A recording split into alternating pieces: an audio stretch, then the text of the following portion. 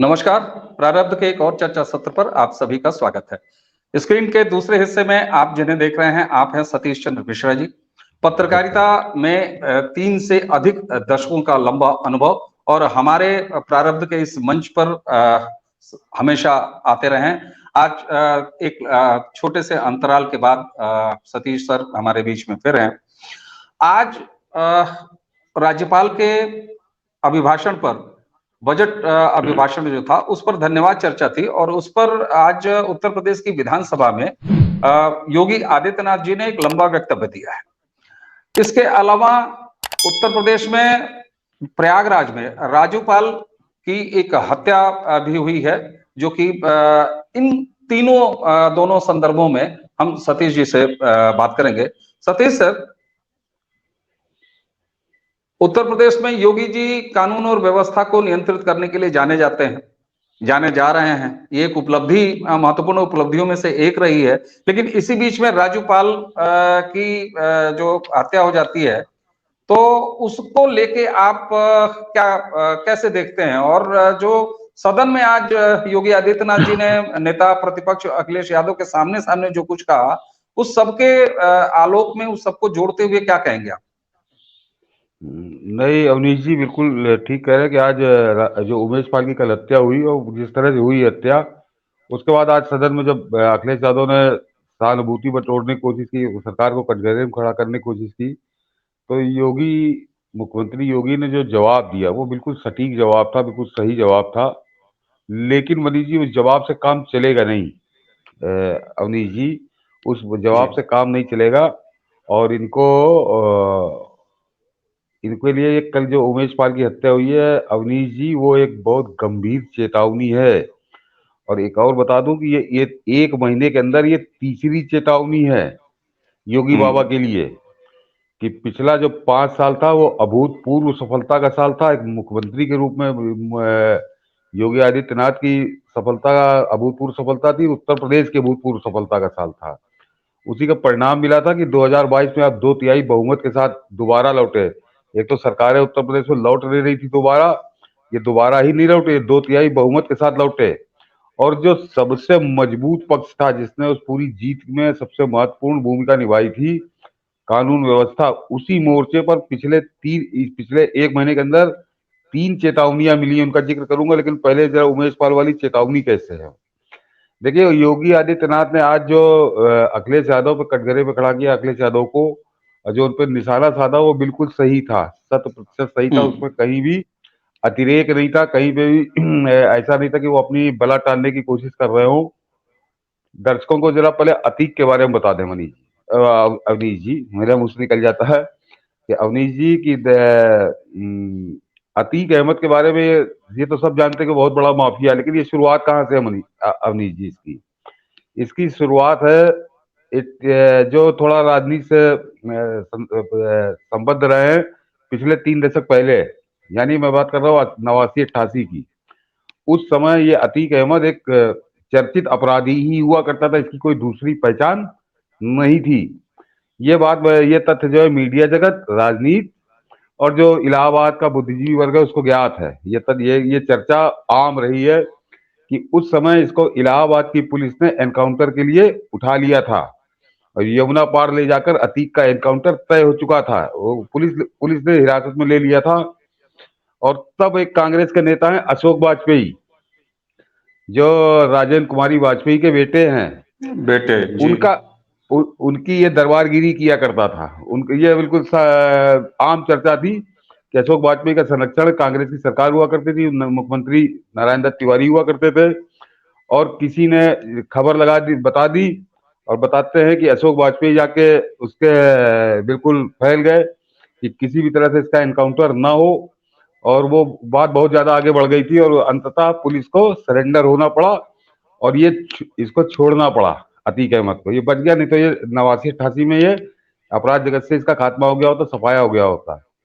वो नारायण दत्त तिवारी पे कुछ ऐसे दबाव पड़े कि उनको आदेश करना पड़ा और इसका एनकाउंटर टल गया। जो ये चर्चा बड़ी आम है, कोई बड़ा रहस्य में नहीं बता रहा हूँ, मगर ये पुरानी है, इसलिए आज उसकी याद ताजा कर रहा हूँ।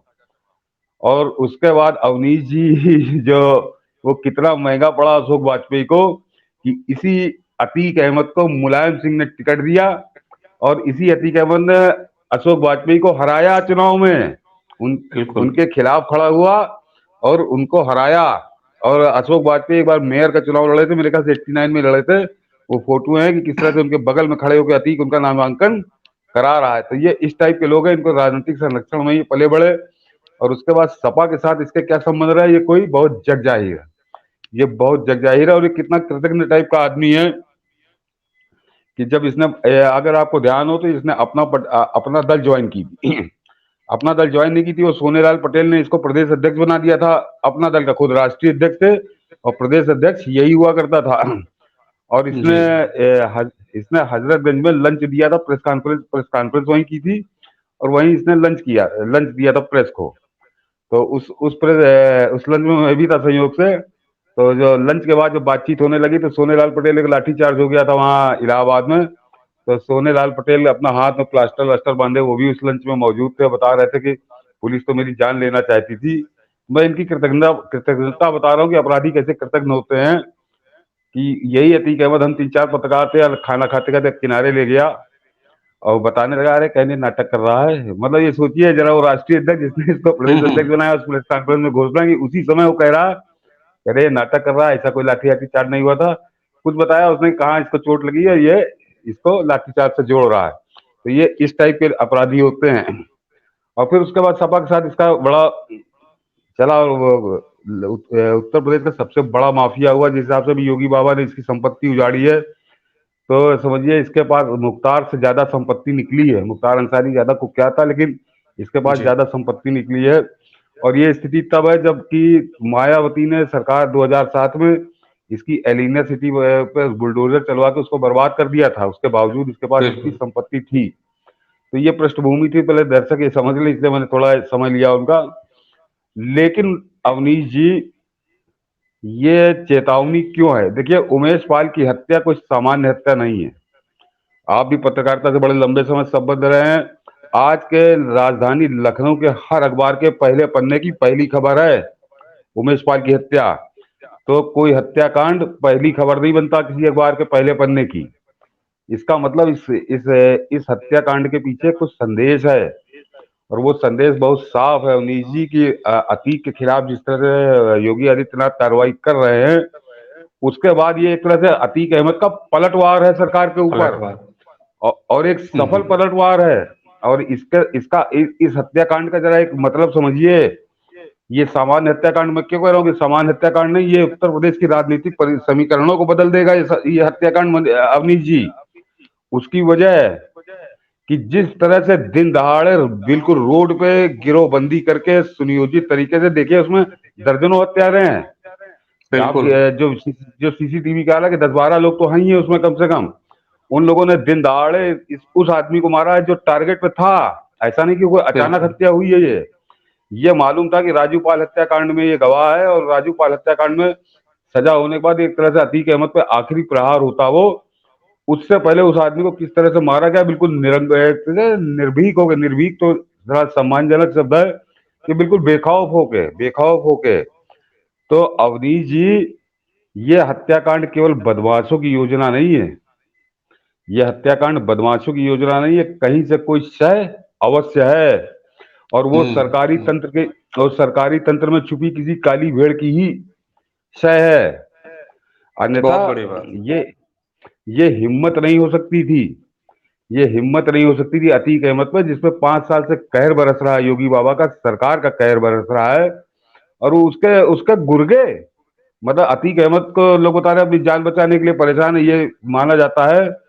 और उसका गुर्गे इतने दुस्साहसी हो गए कि उन्होंने इलाहाबाद की डबल रोड, मतलब वो मेन रोड है जो दिख रही है कैमरे में, वहां पर उन्होंने दिन दहाड़े किस तरह से मारा और उसके अंगरक्षक की भी हत्या उन्होंने कर दी। बिल्कुल। और अवनीश जी जरा उस जो अभी टीवी पे चल रहा है उस पर जरा ध्यान से देखिए, उस सीसीटीवी को। तो अंगरक्षक को उन्होंने बाद में मार दिया। पहले वो अंगरक्षक गिरा है, उसके बाद उन्होंने उसको भी, ऐसा नहीं कि कोई दोनों तरफ से गोली चल रही हो उसमें गोली लग गई हो उसको, उन्होंने उसको इत्मीनान से मारा है। और बेखौफ होने का एक और नजारा बता दूं कि इस तरह के हत्याकांड होते हैं, अक्सर सीसीटीवी पे आते हैं तो हत्यारे अपना चेहरा छुपाने के लिए नकाब पहने रहते हैं, कुछ ऐसा हेलमेट लगाए रहते हैं। एक भी हत्यारा उसमें मनीष अवनीश जी न तो नकाब पहने दिखा, न हेलमेट लगा, मतलब वो खुलकर अपना चेहरा दिखा रहे हैं, वो खुलकर अपना चेहरा दिखा रहे हैं। और उस चेहरे दिखाने का अर्थ समझिए, उस चेहरे को दिखाने का अर्थ यह है ताकि आप अतीक के घर वालों को किसी को हाथ न डाल सकें, क्योंकि वो चेहरे वो बहुत स्पष्ट हैं, और क्योंकि अभी तक पुलिस उनको पकड़ नहीं पाई है, तो अब ये समझ लीजिए कि वो सीमा के बाहर हो गए। बिल्कुल इस घट हम लोग जब बात कर रहे हैं तो उस हत्याकांड को 15-20 घंटे हो चुके हैं। हो तो चुका वो है, बिल्कुल इलाहाबाद से कितनी दूर है नेपाल की सीमा? ज्यादा से ज्यादा 6 घंटे का, आपको तो ज्यादा बेहतर आइडिया होगा कि अगर इलाहाबाद से भागे तो नेपाल जाने में 6 घंटे लगेंगे अवनीश जी। 6 से 7 घंटे। 6 से 7 घंटे में 10 कह रहा हूँ मैं, 20 घंटे हो चुके, वो बिल्कुल पार हो गए। और उसके बाद अब खाना पूर्ति जो चल रही है, इधर 6 टीमें बन गई हैं, 7 टीमें बन गई हैं। अब बनाते रहिए आप टीमें। अतीक अहमद को जो संदेश देना था वो संदेश उसने दे दिया। और ये अवनीश जी, बहुत, मैंने कहा ना कि ये बहुत खतरनाक संदेश है, ये बहुत खतरनाक चेतावनी है योगी बाबा के लिए। और मैं इसको तीसरी चेतावनी क्यों कह रहा हूं, जरा ये भी समझिए। जी। इससे पहले चित्रकूट में मुख्तार अंसारी का लड़का, वो अब्बास अंसारी, जब पकड़ा गया कि उसकी उसकी पत्नी पत्नी के साथ वो अय्याशगाह बन गई थी चित्रकूट की जेल। तो जी जी अवनीश जी, चित्रकूट की जेल उत्तर प्रदेश सरकार के अधीन है। बिल्कुल और उसके बाद जो चीजें सामने आई कि वो जेलर ने 18 लाख की कार खरीदी थी, वो डिप्टी जेलर ने, और जेलर ने कई लाख रुपए की जमीन खरीदी थी। तो ये सब पैसा देके, तो इससे क्या पता लग रहा है, ये क्या संकेत कर रहा है अवनीश जी? ये संकेत ये कर रहा है कि इस सरकारी तंत्र पे, नौकरशाही पे योगी बाबा का डर खत्म हो रहा है। मैंने कहा ना, ये चित्रकूट की जेल की घटना, उसके बाद इस तरह से पैसा बरामद होना, तो अतीक का पैसा योगी बाबा के प्रभाव पे भारी पड़ रहा है। ये संदेश दे रही है घटना इसी महीने की। और ये जो इलाहाबाद वाली घटना हुई है, ये भी मैंने कहा कि जब तक कोई मिला नहीं है सरकारी तंत्र से, तब तक ये हिम्मत नहीं हो सकती थी अतीक के गुर्गों की कि कहीं ना कहीं उनको कोई कोई आश्वासन है। किससे है, क्या है, ये योगी बाबा जांच कराएं, अन्यथा ये बहुत महंगा पड़ेगा इस सरकार के लिए, स्वयं उनकी व्यक्तिगत लोकप्रियता के लिए। और जो तीसरी घटना है अवनीश जी, मैंने जी। कहा ना इसी महीने की बता रहा हूँ, वो तीसरी घटना है कानपुर की, जहां वो माँ बेटी जिंदा जल गए थे। जिंदा जल जल गई, नहीं गए जी थे, जला दिए गए थे। वो बिल्कुल मैं क्यों कह रहा हूँ अवनीश जी, उस घटना के बाद दूसरे दिन खबर आई कि एक एसआईटी बना दी गई है, और एसआईटी से एक हफ्ते के अंदर अपनी रिपोर्ट देने के लिए कहा रिपोर्ट गया दें। है। एक हफ्ते से ज्यादा समय हो गया, क्या रिपोर्ट है? कहीं कोई रिपोर्ट नहीं आई। वो उस समय घोषणा करके बला टाल दी गई, उस समय घोषणा करके बला टाल दी गई। और वो ये दूसरे की मजाक समझ लिया है उस उत्तर प्रदेश सरकार को, इस नौकरशाही ने कैसे समझा है कि उसी के साथ एक और सूचना आई थी कि वो कानपुर देहात की डीएम महोदया, जो जिनका नाचते हुए वीडियो बड़ा वायरल हुआ उत्तर प्रदेश में, जी सोशल मीडिया पे जमकर वायरल हुआ, उन्होंने दूसरे दिन एक आदेश दिया मजिस्ट्रेटी जांच का, और उसी कानपुर देहात जिले के एक एडीएम को उन्होंने उस घटना की जांच की जिम्मेदारी सौंप दी। बिल्कुल जरा अवनीश जी, मेरे ख्याल से इससे बड़ा मजाक नहीं हो सकता कोई कि अपने एक ही डीएम की खिलाफ। जांच नहीं, कि एक एडीएम का डीएम के खिलाफ जांच कर सकता है। बिल्कुल जरा बिल्कुल सोच, अपने आप में मजाक है। ये अपने आप में मजाक था। तो ये इसका मतलब वो डीएम साहिबा बिल्कुल एकदम बेलगाम है, बेखौफ है कि वहां अब कि हमारा कोई कुछ बिगाड़ नहीं पाएगा। उसने इतनी फुहड़ नौटंकी की थी, वो तो उस पर पर्दा पड़ गया क्योंकि एसआईटी की घोषणा हो गई, लेकिन एसआईटी का भी हश्र अब एक हफ्ते से ज्यादा हो चुका, अभी तक ना कोई रिपोर्ट आई है, ना कहीं कोई कार्रवाई हो रही। वो तो क्योंकि सामने वीडियो में कैद हो गए थे, तो वो डीए वो लेखपाल, वो उसके बुलडोजर के ड्राइवर को गिरफ्तार किया गया है।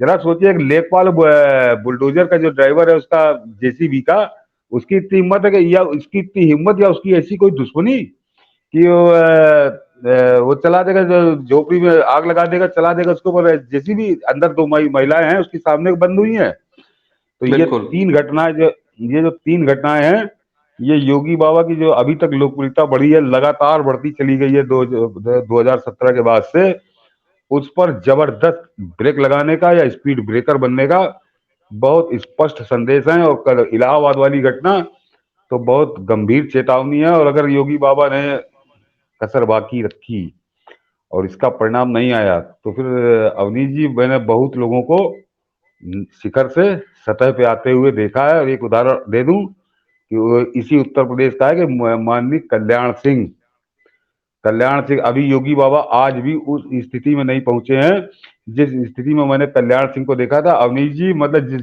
जिस जिले में चले जाते थे, जनता आरती उतारती थी, लोग उनके पैरों के नीचे की धूल वास्तव में लेके मस्तक पे लगाते थे जैसे कहीं मंदिर की बबूत हो। ये श्रद्धा का चरम था। बनारस के अंदर मैं 93 यहाँ ये बाबरी ध्वंस के बाद मैं बनारस में था, बेनियाबाग में उनकी सभा थी। संयोग से मैं बनारस में रह रहा था, उन दिनों बनारस ही रह रहा था, गया था। तो मैं देख रहा था कि मेरी समझ में मतलब भौचक था कि क्या करिश्मा इस आदमी का है, क्या जादू चढ़ा हुआ है कल्याण सिंह का। और उन कल्याण सिंह का राजनीतिक अंत, अवनीश जी आप भी उसके गवाह हैं, आपने देखा बिल्कुल है। और मैं मेरे ख्याल से बिल्कुल मैं जिस चरम की बात कर रहा हूँ वो चरम भी आपने देखा है, वो चरम भी बिल्कुल आपने देखा होगा बिल्कुल कि किस तरह से। और वो जो आरती उतारी जाती थी कोई प्रायोजित दल के लोग नहीं उतारते थे, वो बिल्कुल आम जनता घरों से महिलाएं अपने थाली का था आरती का थाल लेके आती थी कि कल्याण सिंह की आरती उतारनी है। तो वो एक लोकप्रियता का वो चरम। और जिस दिन उनका पतन हुआ है, राजनीतिक पतन, वो भी मतलब बहुत शर्मनाक था। और वो इन्हीं तरह की चीजों के शिकार वो हो गए थे। योगी बाबा अगर चेत जाएं, चेतावनियों को समझे और उसके हिसाब से कार्रवाई करें तो भला होगा, बाकी तो फिर देखा जाए। बिल्कुल सर, आपने बिल्कुल जो सही मर्म है। और ये जो पिछले टर्म के बाद ये दूसरे टर्म का भी लगभग साल भर होने को आ रहा है, और इन 6 सालों में जो एक कानून की हनक, एक जो निजाम, एक जो था ना कि कानूनी शासन के डंडे की जो हनक, वो योगी जी ने कायम की थी, उसको लगातार ये 3 घटनाएं और खास तौर से ब्यूरोक्रेसी ने, नौकरशाही ने जिस तरीके से तोड़ने की कोशिश की है, वो बहुत ही निराशाजनक है।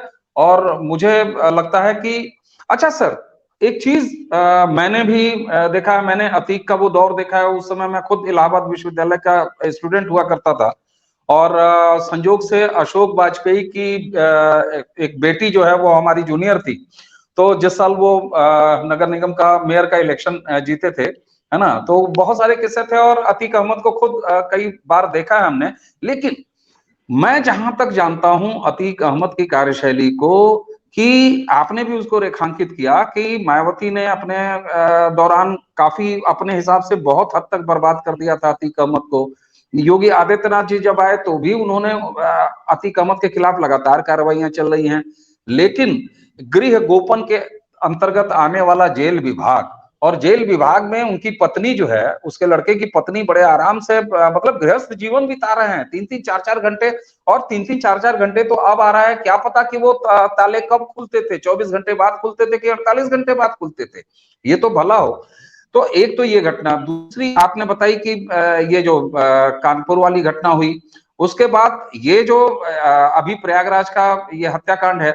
तो इस तरीके से ब्यूरोक्रेसी आखिर क्या वजह है, आप क्या समझते हैं अपने अनुभव, तमाम पत्रकारिता के अनुभव से, कि आखिर जब सत्ता के टॉप पर मुख्यमंत्री योगी आदित्यनाथ जैसा कर्मयोगी बैठा हुआ है, जो कि जीरो जीरो टॉलरेंस की नीति रखता है, उसके बावजूद भी 6 साल हो गए सरकार में रहते हुए, और अब भी अगर हम लोग ये खोज पा रहे हैं कि नौकरशाही पूरी तरह काबू में नहीं है, तो यहाँ आखिर किस स्तर की ये फेलोरनेस है?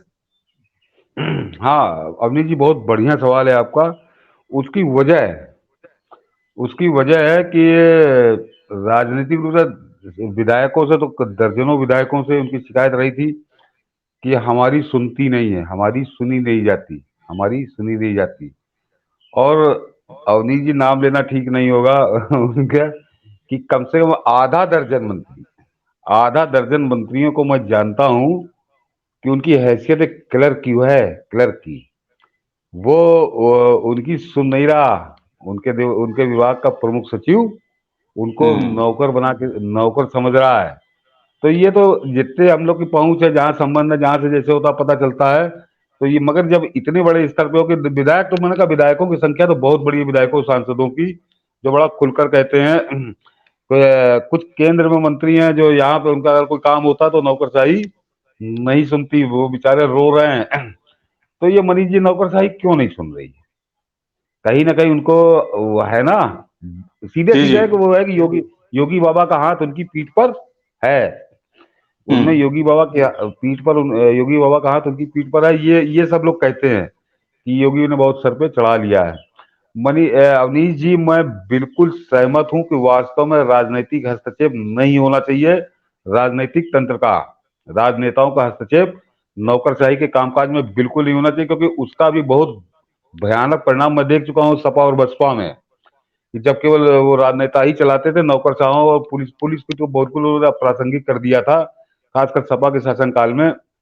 हम्म। लेकिन न वो ठीक था ना ये ठीक है, न वो ठीक था ना ये ठीक है। उसका कारण बता दूं कि योगी हम्म। बाबा को बिल्कुल फ्री हैंड देना चाहिए नौकरशाही पे, लेकिन एक स्कैनर होना चाहिए। अगर विधायक विधायक की आप नहीं सुनते हो, बिल्कुल मत सुनो, क्योंकि बहुत ही अनर्गल, ऊटपटांग, अराजक सिफारिशें उनकी होती हैं। आप भी जानते हैं, मैं भी जानता हूँ। वो राजनेता जो सिफारिश लेके आते हैं वो सब कोई दूध के दूल्हे नहीं है। लेकिन अगर उनकी सही बात को, सही काम को आपने नहीं किया, और अगर वो शिकायत करते हैं, तो उसके जांच का भी एक तंत्र होना चाहिए सरकार के पास। होना चाहिए। कि बिल्कुल। अगर थाने पे दरोगा ने एक जायज शिकायत लेके जनप्रतिनिधि पहुंचा, वो चाहे पार्षद हो, चाहे विधायक हो, चाहे सांसद हो, और उसकी नहीं सुनी गई और उसको बेइज्जत किया गया, अपमानित किया गया, तो फिर उसके लिए दंड का प्रावधान भी उतना ही सख्त होना चाहिए जितने जितनी शक्ति उनको समर्थन से दे रखी है। ये एक तरफा वन वे ट्रैफिक से अवनीश जी कभी कोई सरकार नहीं चली। मैंने कहा ना, वो सपा में जरा वो वन वे ट्रैफिक उल्टा था। वहां नौकरशाही और पुलिस की कोई हैसियत नहीं थी, वहां पर नेताओं की ही चलती थी। कोई सपा में सब जो आज योगी बाबा ने कहा कि गुंडे बदमाश थे, तो उन्हीं वो थाना चलाते थे, ये बिल्कुल सत्य है। तो वो भी ना हो, लेकिन अब केवल यह हो कि किसी की नहीं सुनी जाएगी। जो दरोगा जी ठीक समझेंगे वही सही है, कि भाई लेवा ना खाता ना भाई, जो दरोगा जी कहें वही सही, तो फिर ये भी ठीक हम्म। नहीं है, ये भी ठीक बिल्कुल। नहीं है। तो ये बैलेंस बनाना, और ये बैलेंस बनाना योगी बाबा के लिए चुटकियों का काम है अवनीश जी। उसकी वजह बता दूं कि मैंने कल्याण सिंह जिनका जिक्र किया, उसके बाद अगर लोकप्रियता के शिखर को चूमते हुए मैं किसी को देख रहा हूं, तो इस समय योगी आदित्यनाथ को ही देख रहा हूं, जिनको मैं कल्याण सिंह की लोकप्रियता के समकक्ष रख सकता हूं, खड़ा कर सकता हूं। तो हम्म। अगर योगी बाबा इसका बैलेंस बनाते हैं, तो विरोध विरोध करके किसी की हैसियत नहीं है। अभी फिलहाल उनसे लड़ने की, टकराने की हैसियत में कोई नहीं है।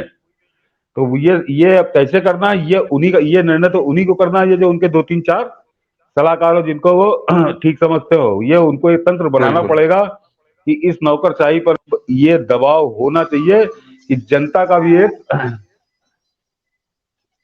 का भी एक जो है हमारे ऊपर निगाह है। जी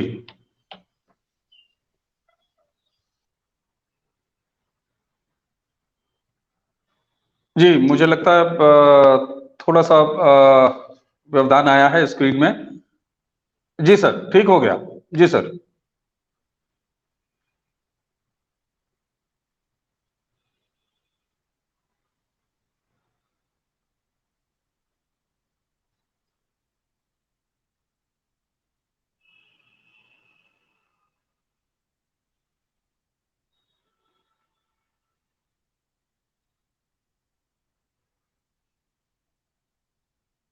जी ठीक है सर। अब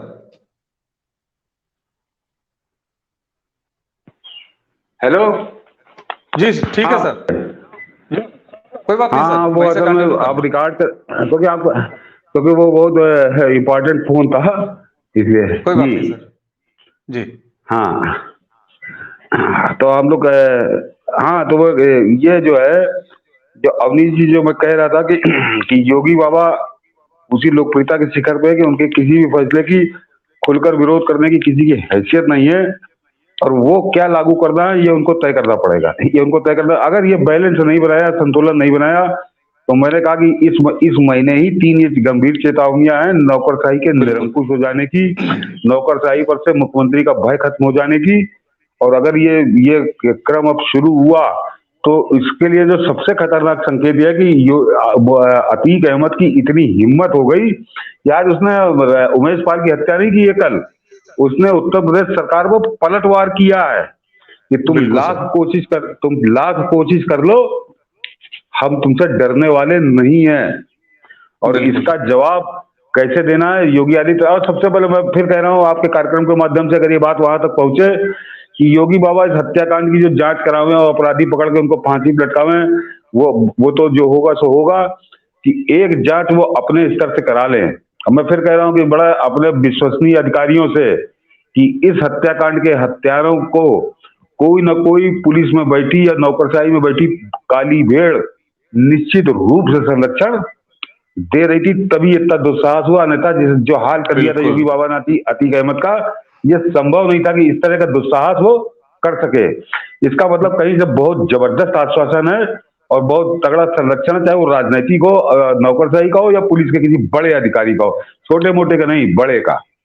बिल्कुल सर, बिल्कुल सर, ये बात इसलिए समझ में आती है कि इतने कड़े संदेश के बाद, इतनी कड़ी कार्रवाइयों के बाद, जीरो टॉलरेंस के बाद भी अगर इस तरह की बेखौफ अंदाज में और प्रत्युत्तर जैसा, है ना, अपराधी चरित्र के लोग अगर प्रत्युत्तर दें शासन को, तंत्र को, तो ये बहुत बड़ी बात है। और बिना इसमें आपकी जो शंका है, और लेकिन यहीं पर सदन में आज जिस तरीके से जिन कड़े तेवरों में मुख्यमंत्री योगी आदित्यनाथ जी ने स्पेशली इस पाल वाली हत्या पर बड़े चेतावनी के साथ, और उनका जब वो बोल रहे थे तो आपने भी देखा है कि उनका चेहरा बिल्कुल गुस्से से तमतमाम गए थे, और कहीं ऐसा लग रहा था कि उन्होंने इस मर्म को समझ लिया है कि जिस तरफ आप अभी संकेत कर रहे थे कि ये कड़ी चेतावनी है और ये बहुत बड़ा कांड है।